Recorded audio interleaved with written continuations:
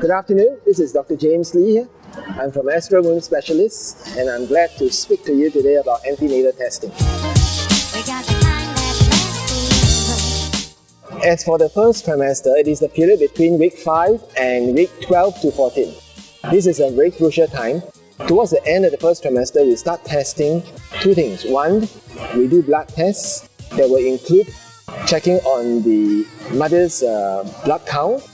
We also look at the immune status of the mother, checking on a few conditions such as the rubella status, the hepatitis B status, as well as the VD and HIV status. As to the fetus, we focus on screening for any fetal anomalies. Usually will be on the chromosome numbers.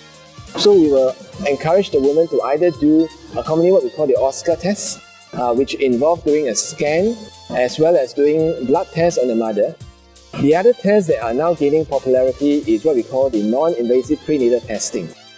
This is an umbrella term that covers a lot of so-called branded tests.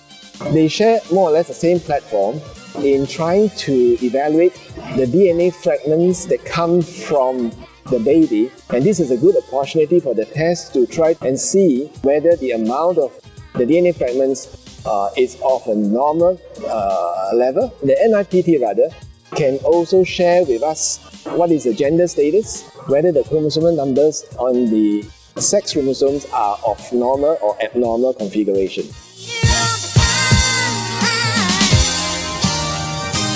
The second trimester is a period between usually week 12 and all the way to week 28 or 30. Now at about 20 weeks, we will do the fetal anomaly scan, which is essentially a very detailed ultrasound surveillance of all the fetal structures, including the brain, including the heart, the abdomen, and all the long bones. This is a very important scan because it will tell us of any major defect, especially in the heart.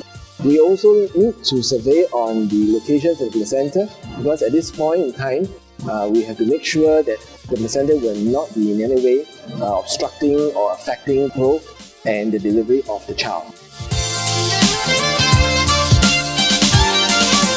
When it comes to the third trimester, it's a period after the 28 weeks. This is the time usually we will do most of the preparation for delivery. However, in terms of screening, we still have to complete what we call the oral glucose tolerance test to assess the chance of the woman developing what we call gestational diabetes. So at 28 weeks, the woman will come in fasted and do a blood test. If the test is negative, then we will basically clear the pregnant woman of all the conditions that we are concerned about and just prepare her for delivery.